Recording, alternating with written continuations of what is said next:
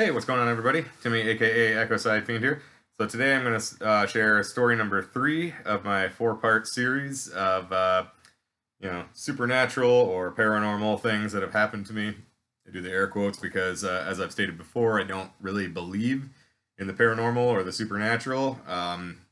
As I've stated before, if you haven't seen any of my other videos, I am an atheist. I'm very skeptical.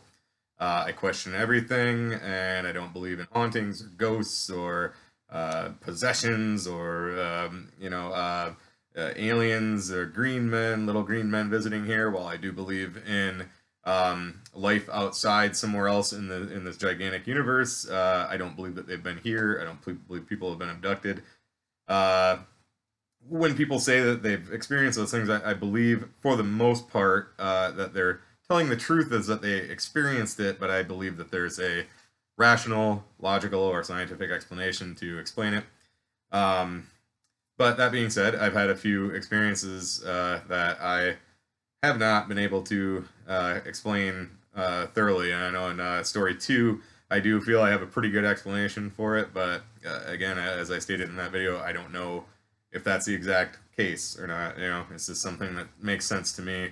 But all the rest of the story 1, this one I feel like I probably have an explanation for too, but story 1 and 4 that I'll be uploading probably on Devil's Night, um, I don't have any explanations for. This one I feel I can probably explain too, but again, I don't know if it's the case or not. So without further ado, let's get into this story, and if you want to check out the other stories I've done so far, I'll have links in the description. So this one happened when I was in my mid-20s, mid to late 20s. A friend of mine was in a band at the time. He's still one of my good friends, but at this point in time, he was in a band. He was the drummer in a band, heavy metal band that played all around the area, and they actually did some light touring as well. When I say light touring, I mean not like a worldwide tour, or countrywide or anything, but they did some touring around more than just the region, out of state, and they set up some shows and went on the road for a week or two, stuff like that. So anyway, this one night they were playing here in town, here in Grand Rapids, and just right in on the west side, actually not very far from where I used to live with my ex-girlfriend.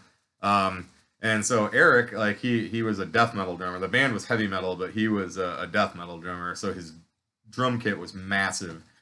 So he just had a small car, but he could get his entire drum kit in that car with just him. Like he couldn't carry anybody else or anything else with him, but he could get everything in there. So his car was actually in the shop, and I had a little bigger car than him, not too much, but he needed a ride, and he's like, I think we can probably get everything in your car, and then both of us, if you can give me a ride. I'm like, yeah, sure, so I go over and pick him up. He just lived, I still lived with my parents at the time, and he lived with his mom, and he just lived, I don't know, maybe 2 or 3 miles from me. He lived in Belmont as well. So whenever we got him, we got everything loaded up. We ended up having to kind of put one of those cables, extender cable things down on my trunk to hold everything down. Loaded up the back seat, but we got everything in. But so I decided that night though, because we had the trunk kind of piled full, and I was like, just in case something happens, something falls out, or if we get pulled over because the trunk is open so far, I'm like, I'm not gonna drink at all tonight. And all I drink is beer anyway. I don't drink liquor or anything. But so I was like, I'm gonna stay totally sober tonight, which I did. So we get to the venue where he's playing at. He played. We stuck around and watched the rest of the bands, and then got his stuff all loaded up. And then by the time I drove him home, got his stuff unloaded, and then got back to my house and my folks' house. Instead of still living there at the time, it was probably like 3:30 in the morning. But also, I worked second shift at that time, so being up that late was not anything unusual to me. So I don't believe that I like dozed off and imagined this or anything like that. Again, I was totally sober. At this point, as long I've been done smoking weed. That's the only thing I've ever done as far as that's illegal. And then I hadn't drank, not even a drop, not one beer, nothing. I was completely sober. At this time, I still did smoke cigarettes, and my parents don't smoke, though I couldn't smoke in the house or in my room or anything. So I get home and I'm like, all right, I'm gonna have a cigarette before I go in. So at the time I just had like a Nextel phone, but I had internet, like the text-based internet on it. So I was just gonna get out of my car, and I'm like just leaning up against my car in the driveway of my folks' house, and I'm just got playing on my phone. I got my cigarette in my other hand, and so my folks live like I stated before, kind of out in the country. It's getting a little built up now, but around them, they're still out in the country. There is a house across the street from them now, but this was not there at the time. So at this point in time, it was their house, and then there was a field across where this house is now, but it was just a big empty field. There is another house across the street from me, but it's kind of set back a little ways. Like any lights they have on aren't going to come over into our area at night. So my folks have a dusk to dawn light mounted on their garage. So their garage is not connected to the house. There's actually a yard in between. So they have a dusk to dawn light that kind of illuminates the driveway and a little bit of the sidewalk going up to the house. And then there are trees. They're surrounded by trees all the way around, but it's like it's all around the edge of the yard. So there is like where the house sits is a big opening. So if you look up into the sky, it's all open. It's a lot of trees, but it's a big opening. You can look right up into the sky. And so I'm sitting there, just playing on my phone, and all of a sudden, like something kind of catches my eye. I kind of like look up, and looked like quite a ways up, but coming over the tree line was a triangular shaped, like I say triangular, all I could see was the lights. There was a light on the front, and then two on the back, so in the shape of a triangle. And then the underside had a few red lights on it, and those were all like white lights all the way around the corner, and each of the corners, and then like a strip of red lights.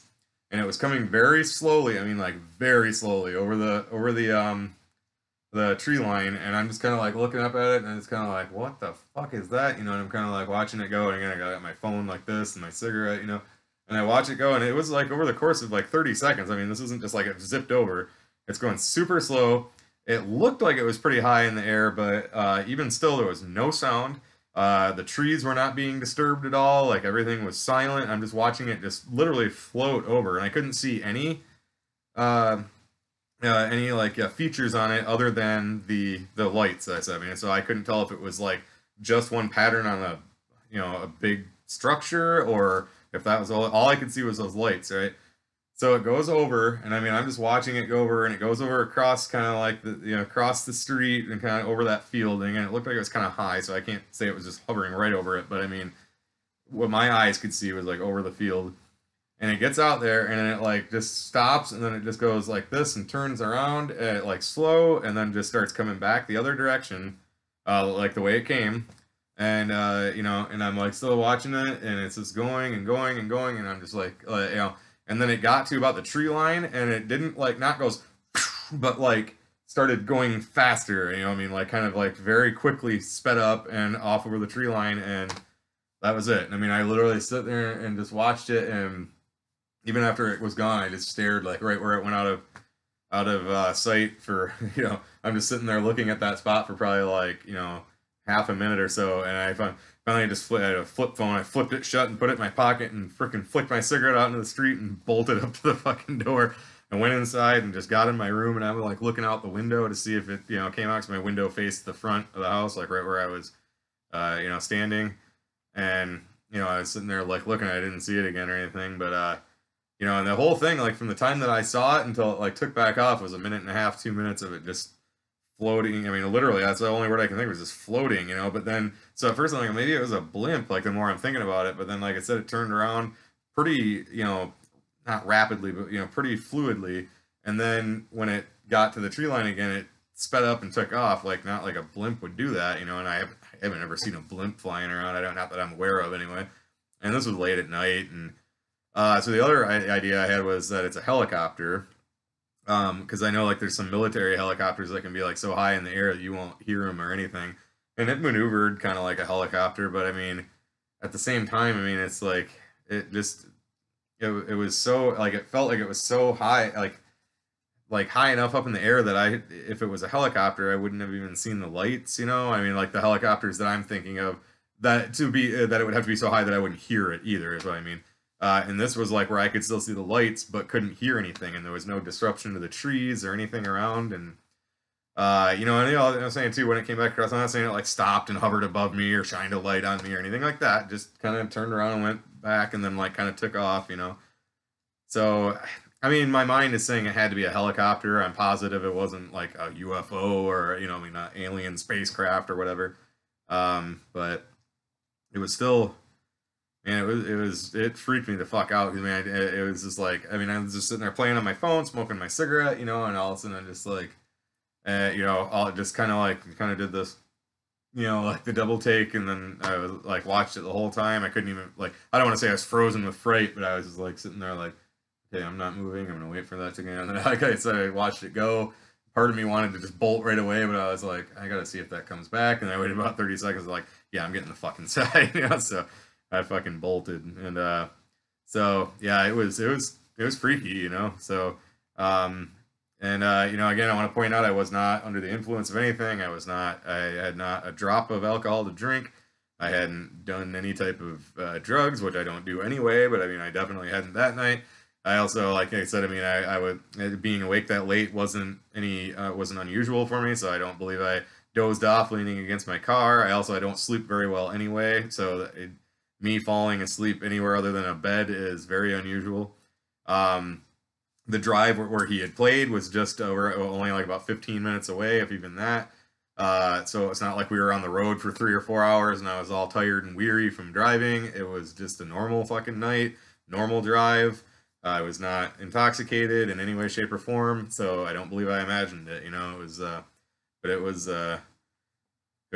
freaky. Even still to this day, it freaks me out to think about it. But so no, that's pretty much all I got for that. Like I said, I'm pretty sure it had to be like some type of a helicopter or something. We do have Aeromed in downtown Grand Rapids that it's a helicopter and would not take but you know probably 5 6 minutes to fly from the hospital up to Belmont where I am. You know, it's only about a 15-minute drive to downtown Grand Rapids for my folks anyway. So I don't think it would have taken, they could easily fly, and they do. Like, you'll see it fly over when you're up there. But Aeromed too, they don't fly that high. You can hear them when you can hear them for quite a ways, and they have, if they're in a hurry, they have like emergency lights on, just like you'd see on an ambulance, and they keep it pretty low. I mean, not super low, but like low enough that when they go over, you can see that it's Aeromed. So I don't think it was that. So if it was any type of helicopter, it had to be some type of a like a military helicopter. I mean, I would think anyway. I shouldn't say it would have to be, but I would think so.